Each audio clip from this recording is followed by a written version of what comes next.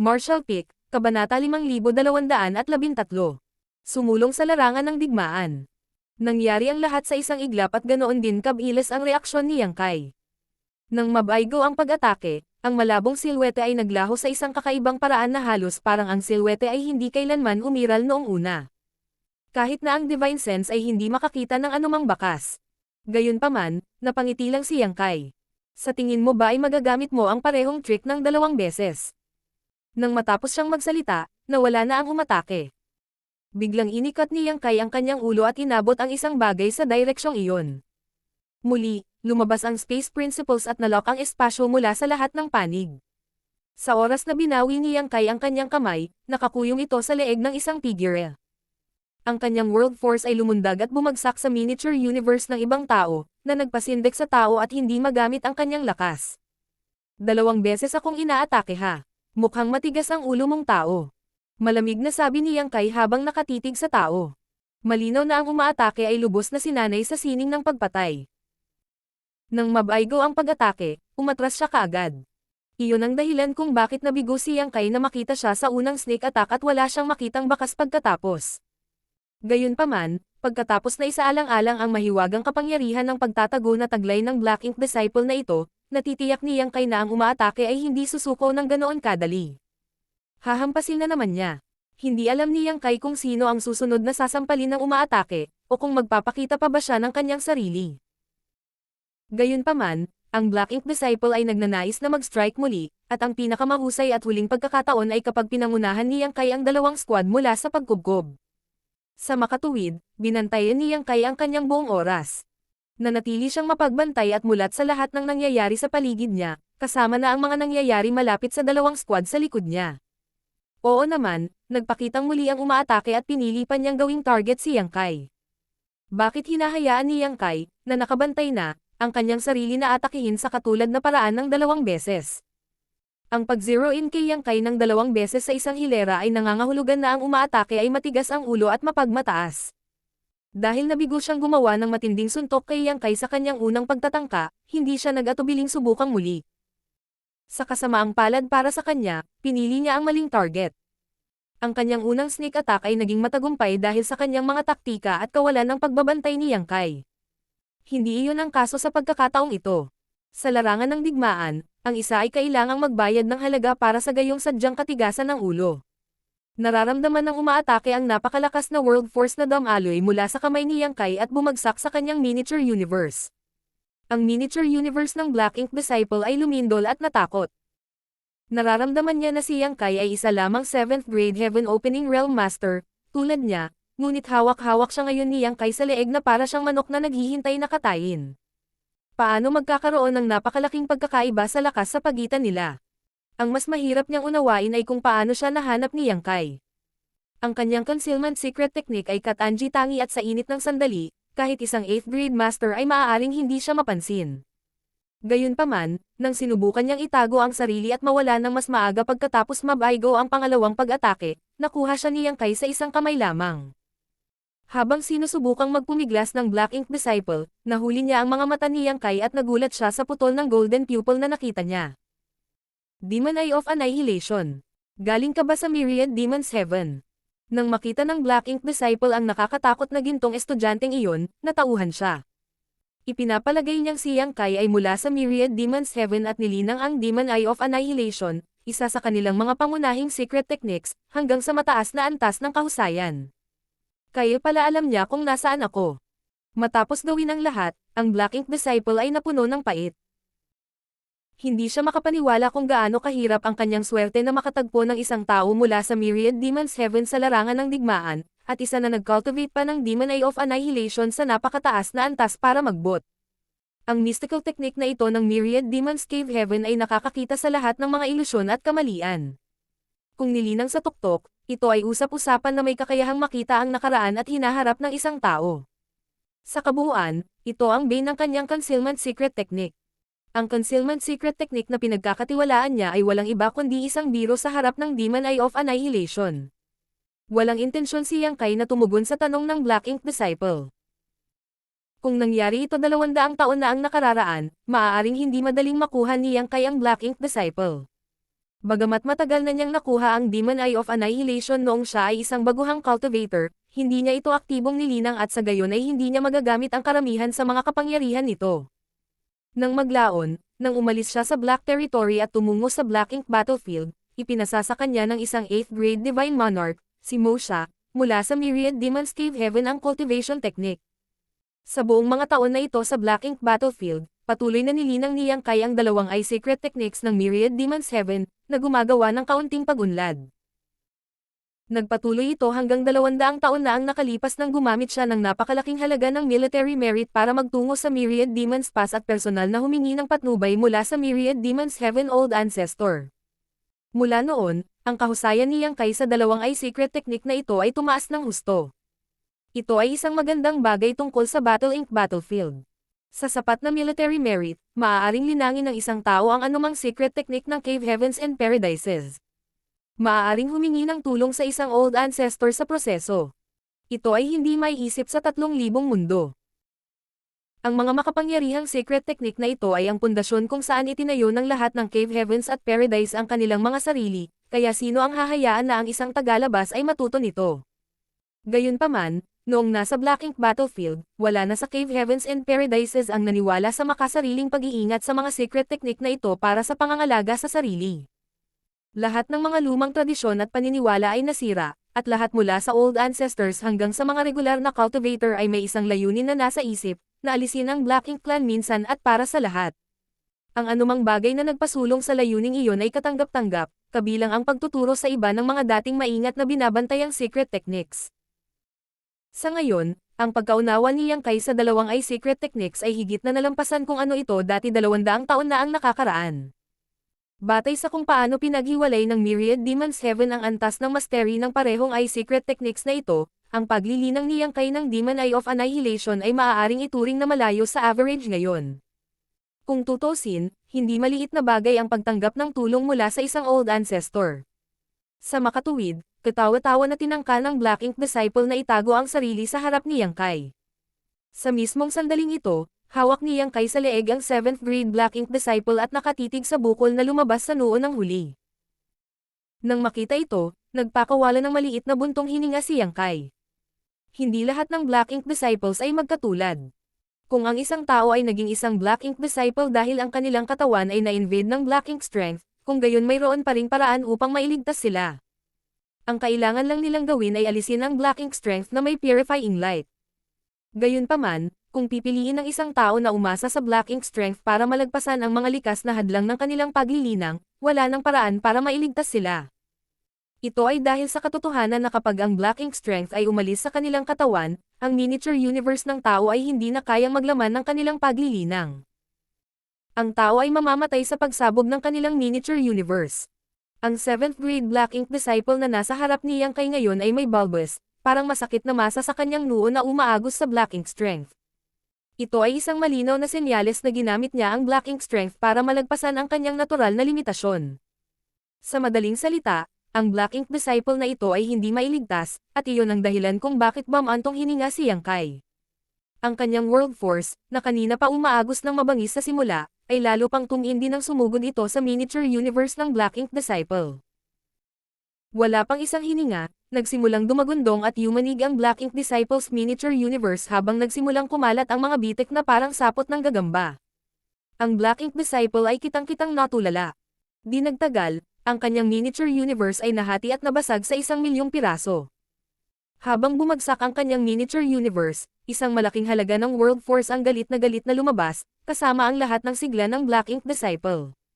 Sa oras na itinapon ni Yang Kai ang Black Ink Disciple sa tabi, wala nang anumang palatandaan ng buhay sa loob niya.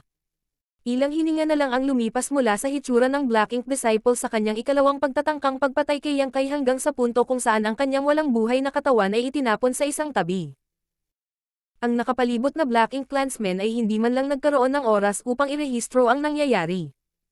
Biglang umalangaw ang hiyawan ng isang Golden Crow sa kawalan at isang napakatalino na Great Sun ang tumaas sa kalangitan. Ang Golden Crow ay patuloy na nanginginig sa kagalakan habang ang liwanag ay nagniningning. Itinaas ni Yang Kai ang kanyang spar sa Great Sun habang siya ay bumaril pasulong ng kasing bilis ng kidlat at umuungal.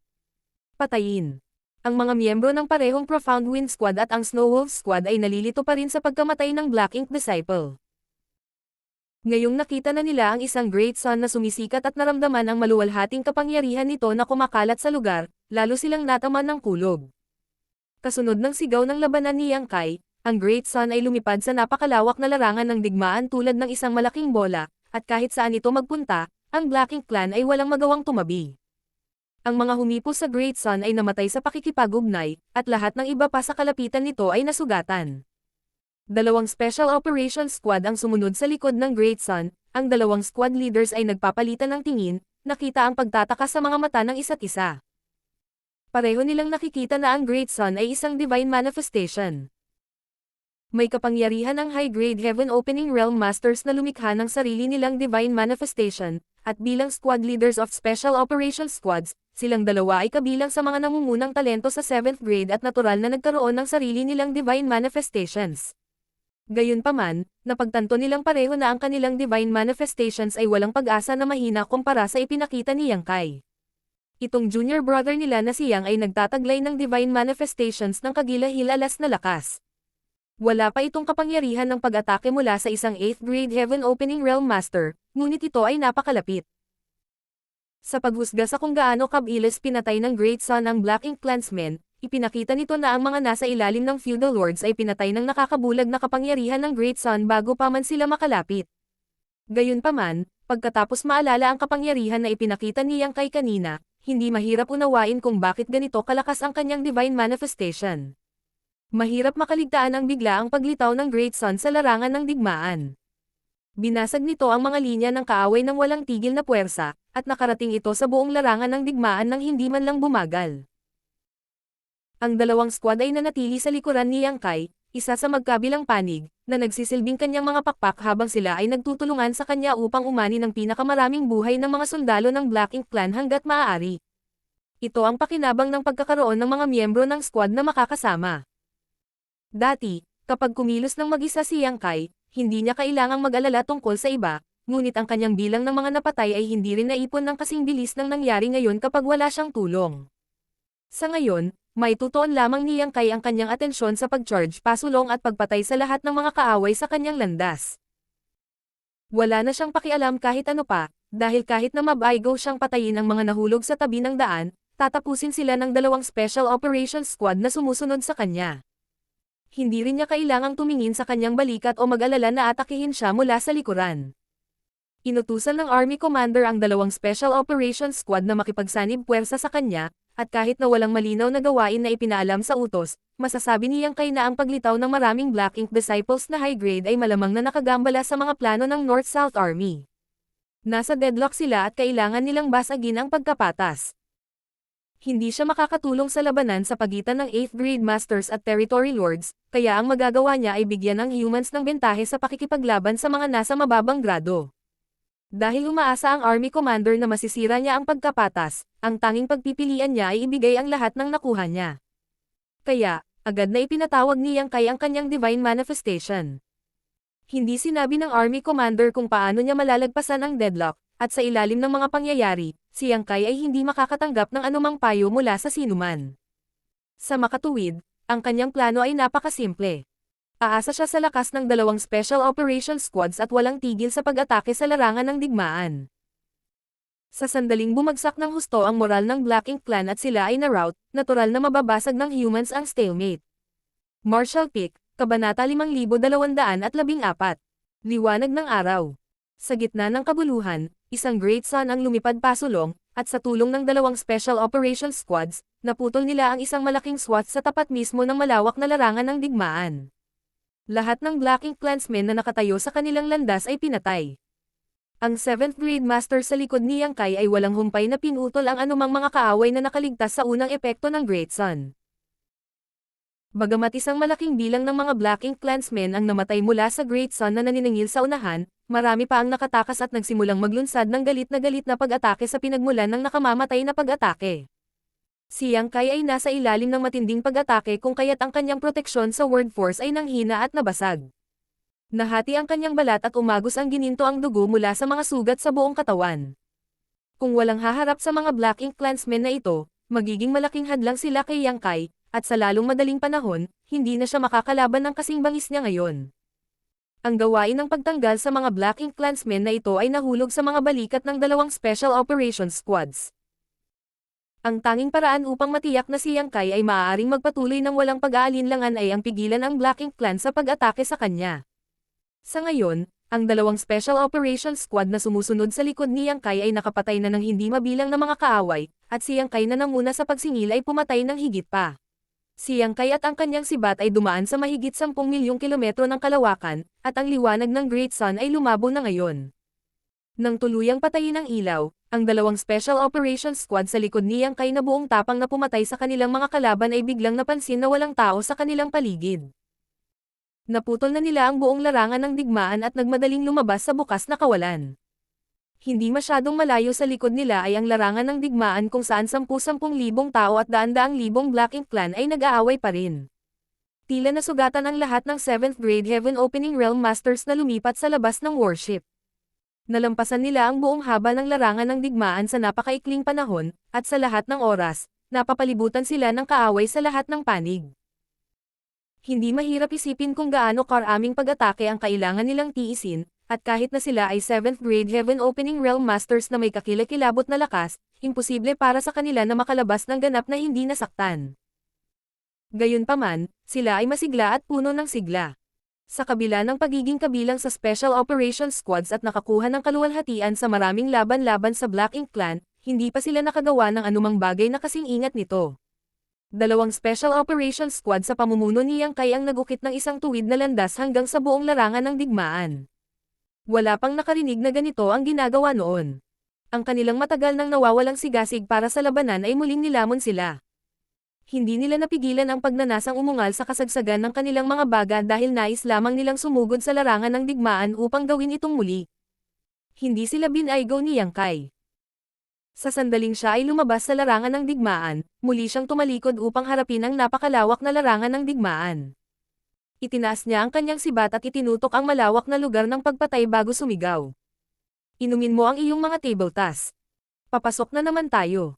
Pagkatapos ng maikling sandali ng pagkagulat, lahat ng 7th Grade Heaven Opening Realm Masters ay agad na napagtanto kung ano ang ibig sabihin ni Yang Kai. Nang walang anumang karagdagang pag-aatubili, mabilis silang kumuha ng ilang dakot ng mga table task, ang ilan ay upang maibalik ang enerhiya, ang ilan upang tumulong sa paggaling, at maging ang ilan upang magbigay ng pansamantalang pagpapalakas ng lakas, at pinalamanan ang mga ito sa kanilang mga bibig. Maging ang 5th grade at 6th grade masters na sakay ng warships na namamahala sa arrays at mga artifact ay ganoon din ang ginawa. Sa kabila na ito ang kanilang unang pagkikita at ang kanilang unang pagkakataon na magtrabaho kasama si Yang Kai, ang kanyang bangis ay nanunuot sa kanilang mga puso at isipan. Sa sandaling ito, ang binata na nababalutan ng gininto ang dugo ay nagmistulang isang kumikinang na tanglaw sa dilim na maaaring humantong sa kanila sa landas ng paglupog sa lahat ng kanilang mga kaaway. Hindi na nila kailangang mag-isip ng anuman, ang kailangan lang nilang gawin ay sundin siya, at magagawa nilang lipulin ang lahat ng nais nilang lipulin. Ang Golden Crow ay tumili muli, at ang nakabulag na Great Sun ay muling sumikat. Katulad ng dati, itinaas ng sibat ni Yang Kai ang Great Sun habang umuungal. Patayin. Pinamunuan niya ang pagsalakay habang siya ay sumugod pabalik sa napakalaking larangan ng digmaan, ang dalawang Special Operations Squad ay sumusunod ng malapit sa likuran. Ang makinang na Great Sun ay nagsimulang gumalaw sa larangan ng digmaan sa pangalawang pagkakataon. Pagkaraan ng isang stick ng insenso, muling namatay ang liwanag ng Great Sun habang si Yang Kai at ang dalawang Special Operations Squad ay lumitaw sa tapat ng larangan ng digmaan. Sila ay nasa kakilakilabot na kalagayan dahil silang lahat ay napuno ng dugo. Maging ang dalawang barkong pandigma ay nagpakita ng nakikitang mga palatandaan ng pinsala. Muli, pinili ni Yang Kai ang ibang direksyon sa pagkakataong ito at muling sumugod sa larangan ng digmaan. Ang liwanag ng Great Sun ay sumiklab sa ikatlong pagkakataon. Ang ika-4 na round ay nagsimula ng isa pang insenso sa ibang pagkakataon. Pagkatapos, nagsimula ang ika-5 round. Sa bawat pagpapatawag ng Golden Crow Casting Sun, si Yang Kai at ang dalawang Special Operations Squad sa ilalim ng kanyang pamumuno ay nagawang tumawid sa larangan ng digmaan at maalis ang kanilang mga kalaban mula sa isang dulo hanggang sa kabilang dulo. Sa oras na natapos ang ika-6 na round, bagamat ang dalawang warship ay sumusunod pa rin sa likod ni Yang Kai, mayroong 5 o 6 na mas kaunting 7th grade masters na gumagalaw sa labas ng warships. Hindi lahat ng 7th grade master ay makatiis ng ganoong matinding pakikipaglaban sa gayong walang ingat na diskarte. Nangangahulugan din ang pag-charge pasulong sa gayong walang pidgel na paraan na palagi silang haharap sa mga bagong kalaban. Matapos gawin ito ng paulit-ulit, 5 o 6 sa 7th grade masters ng dalawang squads ang nasugatan ng husto at kinailangan pang bumalik sa kanilang mga warships para gumaling. Ang natitirang 7th grade masters ay hindi rin naging maayos. Kahit na nakainom sila ng maraming mga table tasks, nagdudulot pa rin ito ng pinsala sa kanila at ang mga may mahinang pamana ay nagsisimula ng magmukhang medyo mapatla. Walang nakakaalam kung gaano katagal nila ito mapapatuloy at magpatuloy sa paghahabi sa larangan ng digmaan. Marahil sa isang punto, sila ay maubos sa kalagitnaan at silang lahat ay mamamatay ng magkasama. Kung ikukumpara sa kanila, malamang na si Yang Kai ang naubos ang lakas habang pinapakawalan niya ang kanyang divine manifestation tuwing susugod sila. Bagamat makapangyarihan ang divine manifestations, gumugol din sila ng maraming lakas. Ang mga squad leaders ng parehong Snow Wolves at Profound Wind Squads ay may sariling mga divine manifestation, ngunit kahit na sila ay nasa 7th grade, maaari lang nilang gamitin ang mga ito ng 5 beses bago tuluyang matuyo ang lakas sa loob ng kanilang miniature universe. Itinuring ng lahat ng high-grade Heaven Opening Realm Masters ang kanilang divine manifestations bilang kanilang trump card at hindi sila madaling ipatawag. Gayunpaman, ginamit ni Yang Kai ang kanyang divine manifestation sa pang-anim na pagkakataon at ito ay kasing lakas pa rin ng dati. Pinatunayan nito kung gaano kalalim ang pamana ng miniature universe ni Yang Kai. Ang ika-7, ika-8, at ika-9 na round ay sumunod kaagad. Sa loob lamang ng mahigit 2 oras, 10 beses na silang sumugod sa larangan ng digmaan at napatay ang hindi mabilang na mga sundalo ng Black Ink Clan. Sa ngayon, mayroon lamang 7 7th grade Heaven Opening Realm Masters na sumusunod sa likod ni Yang Kai. 3 ay mula sa Snow Wolf Squad at 4 ay mula sa Profound Wind Squad. Ang iba ay bumalik sa kanilang mga barkong pandigma upang magpagaling. Susunod, ang ika-11 at ika-12 na round. Nang muling lumabas si Yang Kai sa larangan ng digmaan nang muling sumisid ang liwanag ng Great Sun, ang lahat ng kulay ay nawala sa kanyang mukha, ngunit ang kanyang mga mata ay nagniningning pa rin ng isang makinang na liwanag. Lahat ng 7th grade Heaven Opening Masters na sumunod sa kanya palabas ay mukhang ubos na. Maging ang dalawang barkong pandigma ay lubhang napinsala at kumikislap na may mga kislap ng liwanag na nangangahulugang marami sa kanilang mga hanay ay nasira. Ang Heaven Opening Realm Master sa loob ng squad na pamilyar sa Spirit Arrays ay hindi maiwasang malungkot. Parehong squads ay gumamit ng isang napakalaking halaga ng military merit sa doon warships. Hiniling nila sa Artifact Refiner mula sa kani-kanilang Great Passes na pahusayin ang dalawang warship para makayanan nila ang mas matinding labanan. Gayunpaman, sa loob ng halos 2 oras, ang mga barkong pandigma ay nabugbog ng husto at ngayon ay nasa bingit na ng pagbagsak. Pinatunayan nito kung gaano karahas at walang awa ang mga pag-atake sa kanila hanggang ngayon. Sa 16 na 7th grade masters na kabilang sa parehong squads, 13 sa kanila ang matinding nasugatan. May natitira pang 3 sa kanila na maaari pang makipaglaban, ngunit ang lakas sa loob ng kanilang miniature universe ay halos natuyo na rin. Hindi na sila makabalik sa larangan ng digmaan. Alam ito ni Yang Kai. Alam niya na nasa limitasyon nila, kaya sinabi niya. Pakibalik sa Purifying Black Ink Battleship. Agad na nahuli ng Snow Wolf Squad Leader ang hindi sinabi ni Yang Kai at kailangang magtanong. Ano ang tungkol sa iyo? Ngumisi si Yang Kai sa kanya. Wala pa ring desisyon ang laban. Itutuloy ko, sumimangot ang Profound Wind Squad Leader. Hindi ba masyadong delikado para sa iyo na pumunta ng mag-isa? Umiling si Yang Kai.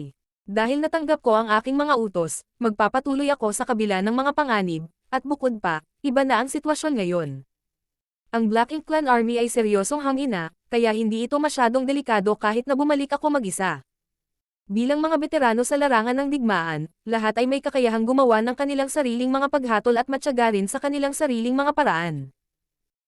Sa makatuwid, nang marinig ang sinabi ni Yang Kai, wala ni isa man sa mga pinuno ng squad ang nagtangkang magsalita sa kanya tungkol dito. Nakakalungkot na hindi ako makakasama sa iyo hanggang sa matapos ang laban na ito, Kuya Yang. Bibilhan kita ng maiinom kapag nanalo kang bumalik. Ipinahayag ng Snow Wolf Squad Leader. Tumango si Yang Kai at ngumiti. Aasahan ko ito. Walang sinabi ang Profound Wind Squad Leader, ngunit yumoko siya at sumaludo kay Yang Kai. Naging madali para sa dalawang squad na bumalik sa Purifying Black Ink battleship mula rito dahil wala ang Black Ink clan para pigilan sila. Matapos panoorin ang dalawang squads, warships na lumalayo sa malayo, si Yang Kai sa wakas ay muling sumama sa larangan ng digmaan. Ang lakas sa kanyang miniature universe ay halos natuyo rin matapos gamitin ang kanyang Golden Crow Casting Sun Divine Manifestation ng 100 beses. Gayunpaman, hindi ito mahalaga dahil mayroon pa rin siyang mga World Fruits upang lagyang muli ang kanyang sarili. Kumuha siya ng low-grade World Fruit at itinapat ito sa kanyang bibig. Ang mga nakapagpapagaling na efficacy ay mabilis na nasisipsip sa kanyang katawan at ang dalisay at mayamang World Force ay mabilis na napuno ang kanyang miniature universe. Pinunit ni Yang Kai ang isang piraso ng kanyang punit-punit at basang-basang damit at ginamit ito para itali ang kanyang gulong buhok. Itinaas niya ang kanyang Asher Dragon Spear at huminga ng malalim bago itinutok ang sibat sa kanyang harapan at umungal. Patayin. Pinuno ng Great Sun na lumabas hindi pa gaanong katagal ang kawalan ng maningning nitong liwanag habang ito ay nag-aararo sa larangan ng digmaan.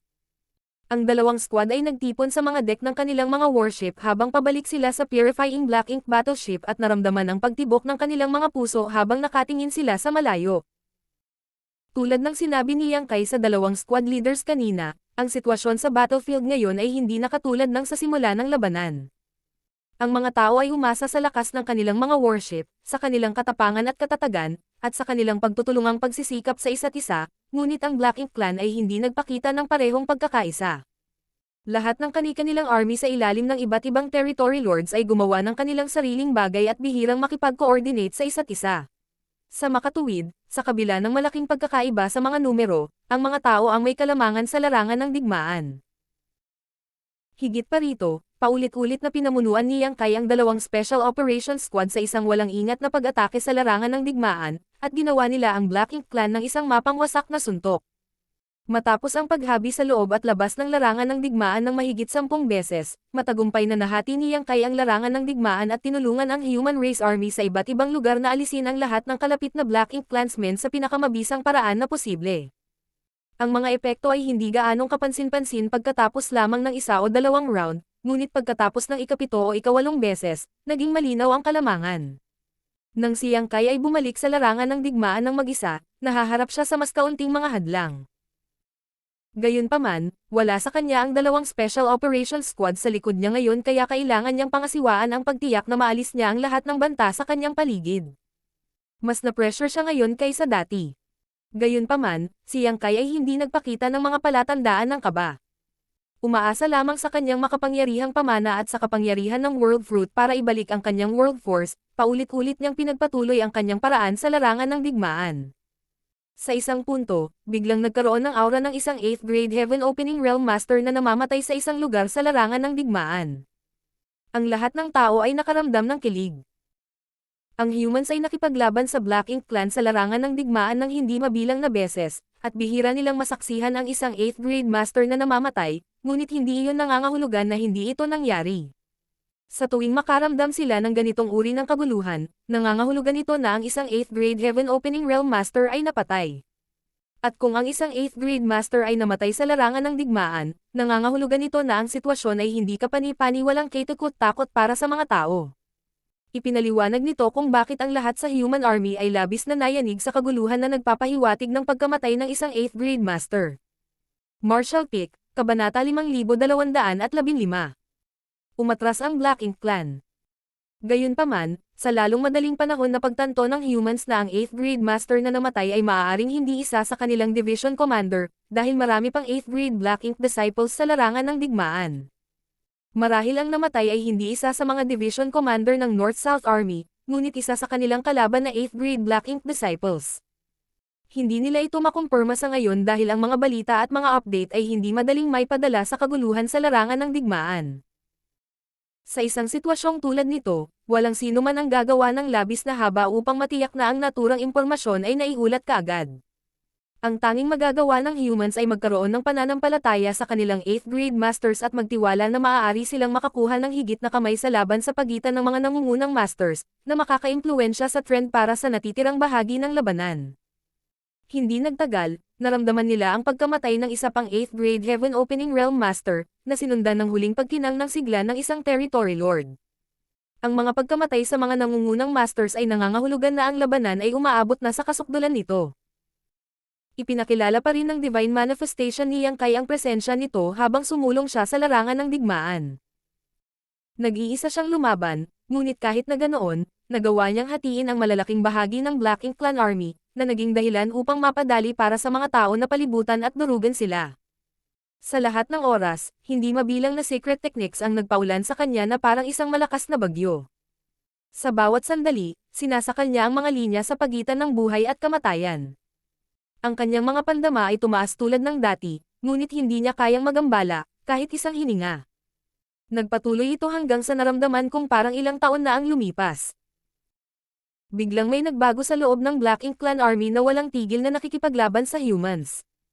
Si Yang Kai, na patuloy pa rin sa pagrampo sa buong larangan ng digmaan, ay may sapat na pangunawa upang mahuli ang pagbabago. Ito ay isang senyales na ang espiritu ng pakikipaglaban ng Black Ink Clan ay nagsisimula ng pumutok. Oo naman, hindi nagtagal bago nagsimulang kumilos at magtipon ang Black Ink Clan Army patungo sa isang partikular na lokasyon. Sila ay umatras patungo sa Great Evolution Pass. Hindi na kayanan ng Territory Lords ang lakas at bangis ng mga tao. Bagamat sila rin ay nagpakita ng lakas na higit sa inaasahan ng mga tao sa kanila, mula sa simula ng labanan hanggang ngayon, nabigo silang makakuha ng inisyatiba sa anumang paraan. Sa buong walang humpay na labanang ito, ang Black Ink Clan Army ay dumanas ng matinding casualty at nawalan pa ng maraming Territory Lords at 8th grade Black Ink Disciples. Kahit na ang mga tao ay dumanas din ng mga pagkatalo, kung ang labanan ay magpapatuloy sa katulad na paraan, ang sitwasyon ay patuloy na lalala para sa Black Ink Clan at sila ay magkakaroon ng panganib ng kabuuang pagkalipol ng kanilang army. Sa makatuwid, ang Territory Lords ay hindi na makatagal. Dahil sa kanilang kasalukuyang posisyon, maaari lamang silang umatras sa Great Evolution Pass, na ilang araw na biyahe ang layo. Pagdating doon, maaari silang muling makisama sa mga Territory Lords na nagbabantay sa Great Evolution Pass, at umasa sa kanilang pinagsamang lakas upang mapaglabanan ang matigas na pag-atake ng mga tao. Ang pag-urong sa Great Evolution Pass ang tanging pagpipilian ng Black Ink Clan ngayon. Wala sila sa posisyon na kumilos ayon sa utos ng Royal Lord. Paano nila magagawa ang utos ng Royal Lord kung patay na sila? Nauna ang kaligtasan. May iba pang mga pagkakataon para sa kanila na maglingkod sa Royal Lord kung lalabas sila dito sa kanilang buhay. Sa loob ng Purifying Black Ink Battleship, tumayo si Mi Jinglun sa gilid ng barko at binigyang pansin ang lahat ng pagbabago sa larangan ng digmaan.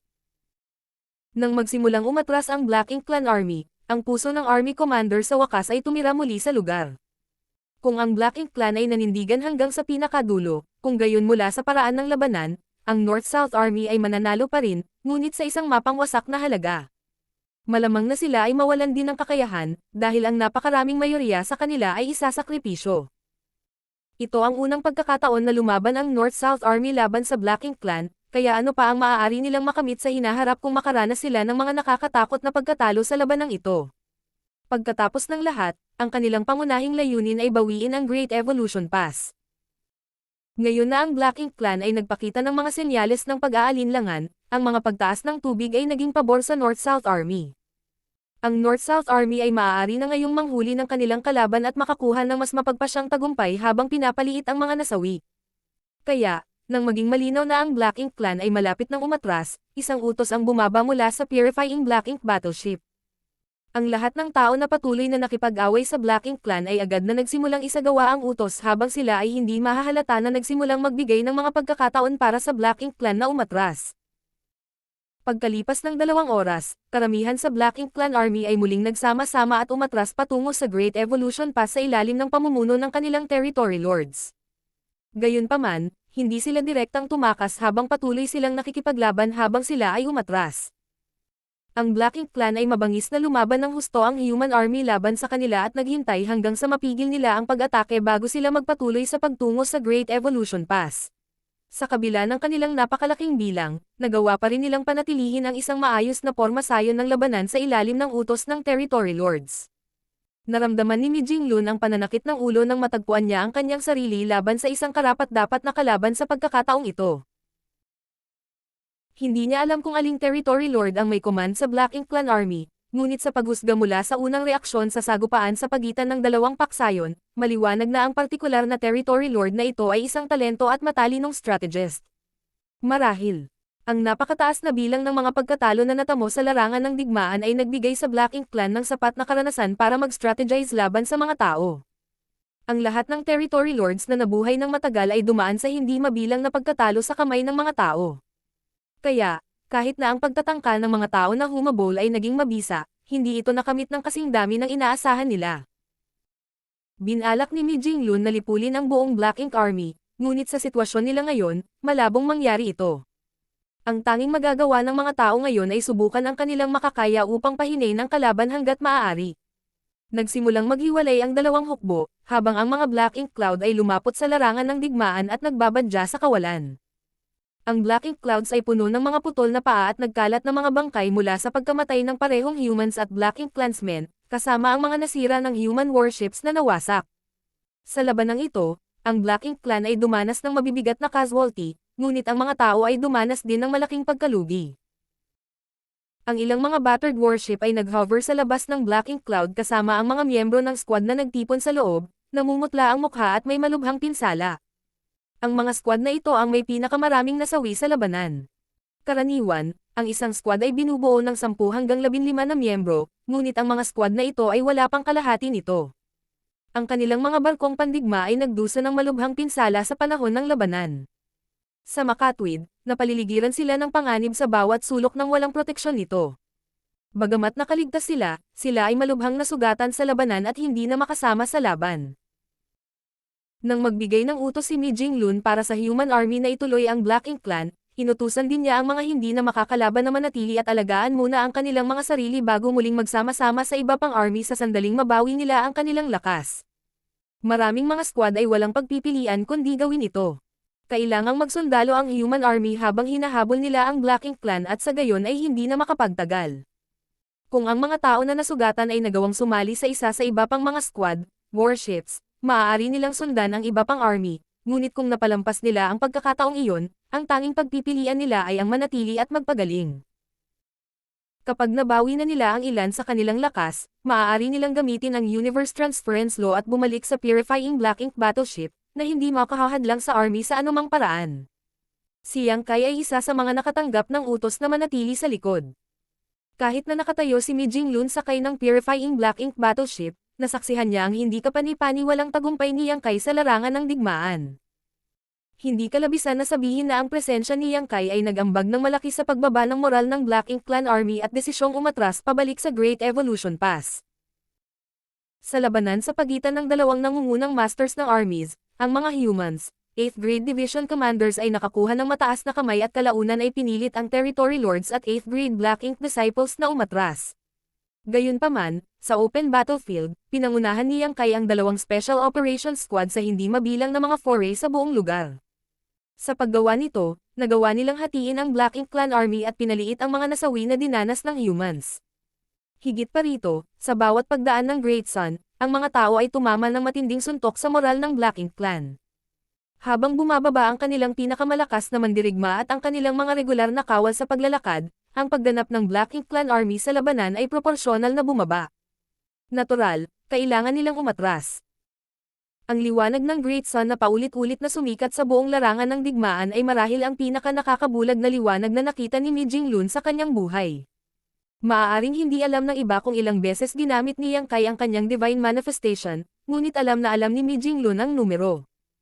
19 na beses.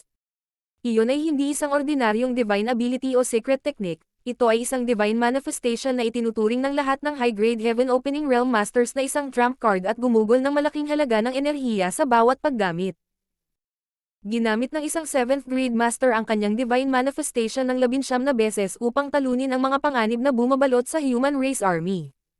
Noong nakaraan, hindi maniniwala si Mi Jinglun na posible ito dahil ang tao ay walang-walang katapusang enerhiya. Paano magkakaroon ng kahangahangang pamana ang isang 7th grade Heaven Opening Realm Master? Gayunpaman, nakita niya ito sa sarili niyang mga mata ngayon. Bagamat hindi niya alam kung ano ang ginamit ni Yang Kai para maibalik ang lakas na kanyang ginugol sa buong labanan, ang paggamit ng kanyang divine manifestation ng 19 na beses ay magdudulot pa rin ng matinding pasanin sa miniature universe ni Yang Kai. Kaya, inutusan ni Mi Jinglun si Yang Kai na manatili. Gusto niyang samantalahin ni Yang Kai ang pagkakataong ito para makabawi, at bantayan ang iba pang mga tao na hindi makasunod sa iba pang army sa iba't ibang dahilan. Natural na sinunod ni Yang Kai ang utos. Tulad noon, kailangan niyang maglaan ng ilang oras upang maibalik ang kanyang sarili. Kahit na kumain siya ng low-grade world fruit para mapunan ang world force na kanyang ginugol, paulit-ulit na paggamit ng Golden Crow Casting Sun ay muling naubos ang kanyang miniature universe. Kung hindi pa sinimulan ng Black Ink Clan Army ang pag-address nito, maaaring kinailangan niyang kumain ng isa pang world fruit upang muling mapunan ang kanyang lakas.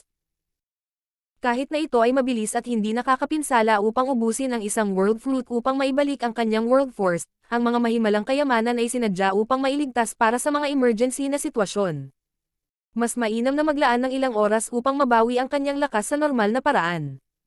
Bukod pa riyan, si Yang Kai ay natatakpan ng mga pinsala mula sa labanan at nawalan din ng isip. Ngayong hinahabol na ng Human Army ang Black Ink Clan Army, napagpasyahan na ang tagumpay.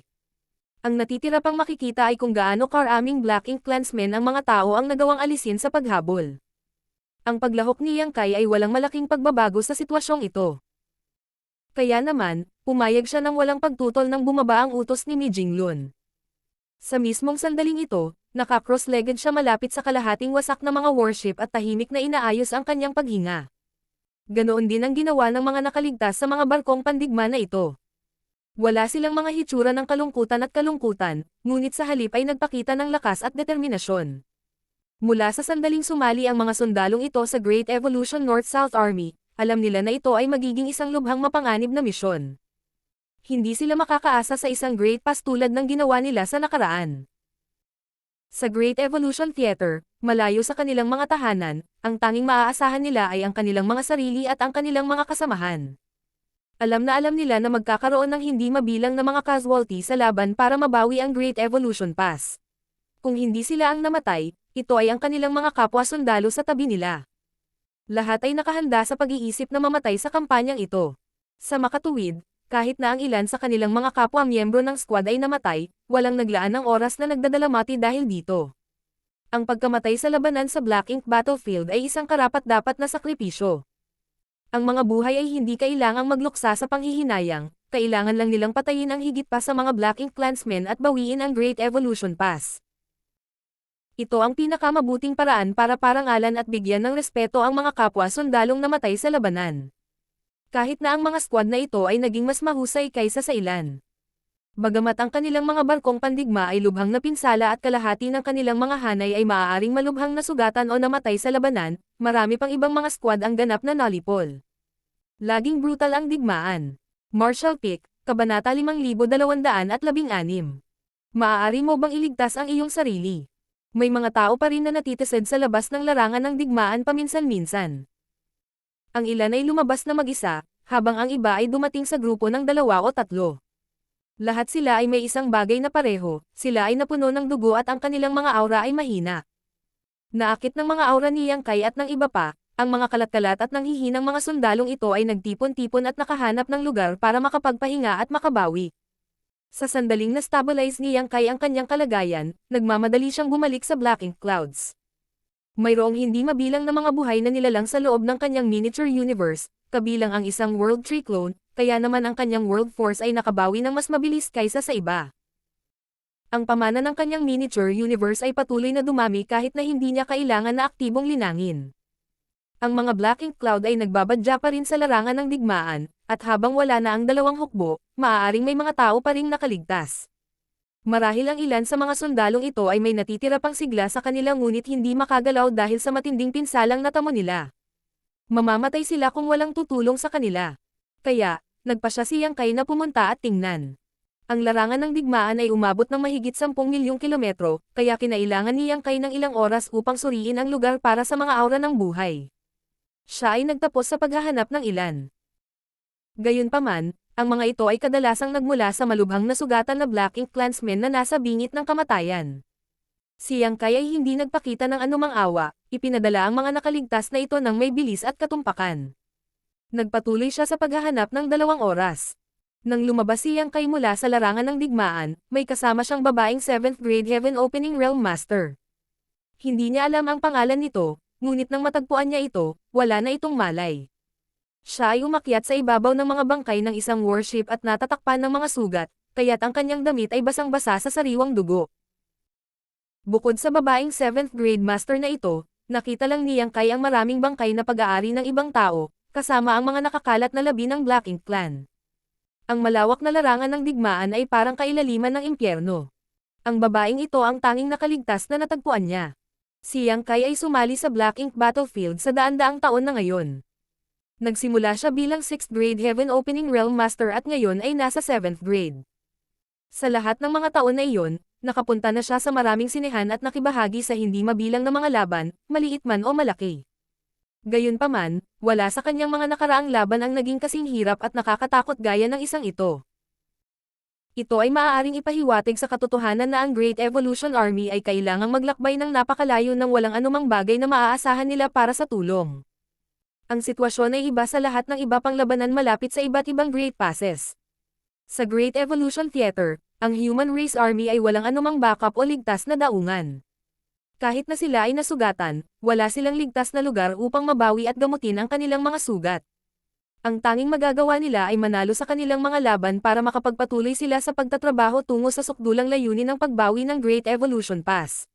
Malinaw na ang labanan ngayon ay mauulit ng paulit-ulit sa hinaharap. Ilan pang tao ang mag-aalay ng kanilang buhay dito sa Great Evolution Theater para makamit ang tagumpay. Nang ibalik ni Yang Kai ang babae sa kung saan nagtitipon ang iba pang mga tao, sinulyapan nila siya at bahagyang tumango nang walang sinasabi. Wala pang 30 sa kanila ang nagtipon dito para magpagaling. Hindi ito nangangahulugan na wala pang 30 tao ang nawalan ng kakayahang lumaban pagkatapos ng labanan kanina, ngunit sila lamang ang mga taong masyadong nasugatan para makipagsabayan sa iba pang human army na tumutugis sa Black Ink Clan. Karamihan sa iba pang mga sundalo ay sumama sa natitirang hukbo sa kabila ng kanilang mga pinsala. Matapos iupo ang babae sa tabi niya, muling umupo si Yang Kai na naka-cross-legged at inayos ang kanyang paghinga. Gayunpaman, sa susunod na sandali, binuksan niya ang kanyang mga mata at tumitig sa larangan ng digmaan. May nakita siyang kakaibang paggalaw doon. 2 oras na siyang naghanap sa larangan ng digmaan at wala siyang nakitang kapansin-pansin, maliban sa babaeng 7th grade master na buhay pa, saan nanggaling ang mga kakaibang pagbabagong ito. Tulad ng pag-iisip ni Yang Kai sa pagkalito, ang mga paggalaw ay naging mas malinaw. Ito ay resulta ng isang bakas ng sigla na nasa mabilis na paggaling. Malakas ang sigla at bumilis ang paggaling nito. Isang malakas na aura ang biglang lumabas sa larangan ng digmaan. Biglang naging malungkot ang ekspresyon ni Yang Kai. Tumalon siya sa kanyang mga paa habang ang kanyang divine sense ay nagpasabog ng isang mensahe. Gamitin ang Universe Transference Law at bumalik sa Purifying Black Ink Battleship, ngayon na. Mayroong higit sa 30 Heaven Opening Realm Masters na naramdaman din ang pagbawi ng sigla bago magsalita si Yang Kai. Nagtataka silang nakatingin sa larangan ng digmaan, ngunit nang marinig ang mga salita ni Yang Kai, tumigas ang kanilang mga ekspresyon nang mapagtanto nila ang kalubhaan ng sitwasyon. Walang nag-alinlangan.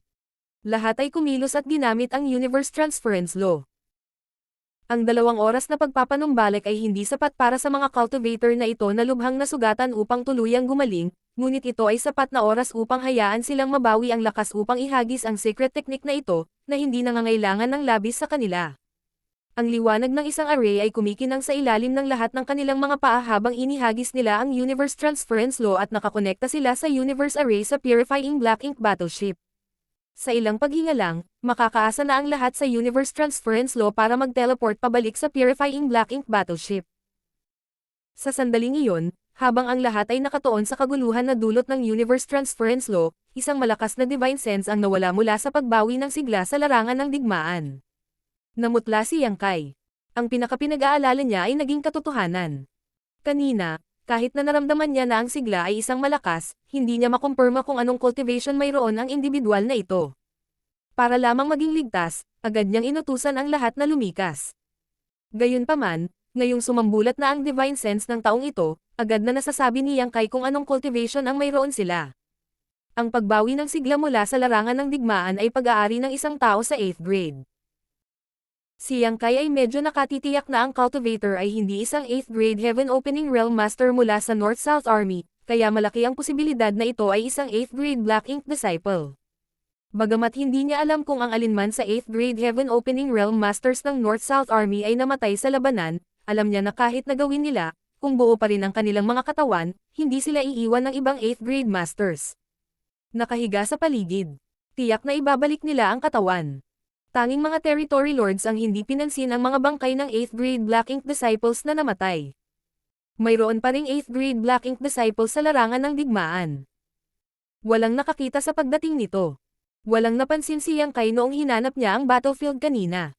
Mula sa hitsura nito ngayon, malamang nanilinang ng 8th grade master na ito ang ilang uri ng secret technique na nagbigay daan sa kanya na pekain ang kanyang kamatayan. Kung hindi siya nakaligtas sa paunawa ng 8th grade division commanders nang hinalugog nila ang larangan ng digmaan. Umalis na ang human army, at ang natitirang 30 kakaibang tao ay mahina at nasugatan. Ngayon na sila ay nakaharap sa isang 8th grade Black Ink disciple, hindi maganda ang mga bagay para sa kanila. Napahawak ang puso ni Yang Kai sa kanyang lalamunan. Isang hinga. Dalawang paghinga. 3 buntong hininga ang lumipas. Lumakas ang liwanag mula sa 30 plus arrays. Matapos ang ikatlong hininga ng oras, ang ilan sa mga ilaw ay sumiklab na parang isang pagsabog, at ang silhwete sa loob ng liwanag na iyon ay nababalot sa paligid ay agad na nawala. Wala na silang 3. Sa ika-4 na hininga ng oras, mas marami pa sa kanila ang umalis. Gayunpaman, mayroon pa ring mahigit 100 natitira sa kanila. Ang Universe Transference Law ay hindi kapani-pani walang kapaki-pakinabang, ngunit mayroon itong mga kalamangan at kahinaan. Sa pamamagitan ng paggamit ng Universe Transference Law, ang mga tao ay maaaring mabilis na bumalik sa kalapit na Universe Array, sa kasong ito ang Purifying Black Ink Battleship, ngunit ang distansya at ang cultivation ng user ay parehong nakaapekto sa oras na inabot para masimulan ang teleportation. Sa buod, mas mataas ang cultivation ng tao at mas malapit ang Universe Array, mas maikli ang oras na inabot para magkabisa ang Universe Transference Law. Ang 3 tao na umalis pagkatapos ng ikatlong hininga ay nasa 7th grade. Tulad ng para sa 12 ng mga umalis sa ika-4 na hininga, lahat sila ay nasa 6th grade. Ang kanilang paglilinang ay bahagyang mas mababa kaysa sa mga nauna, kaya umalis sila ng kaunti. Ang mga natitira ay karamihan sa mga nasa 5th grade, kasama ang isang pares ng 6th grade Heaven Opening Realm Masters. Sila ang may pinakamababang paglilinang at sa gayon ay tumagal ng pinakamatagal upang may hatid.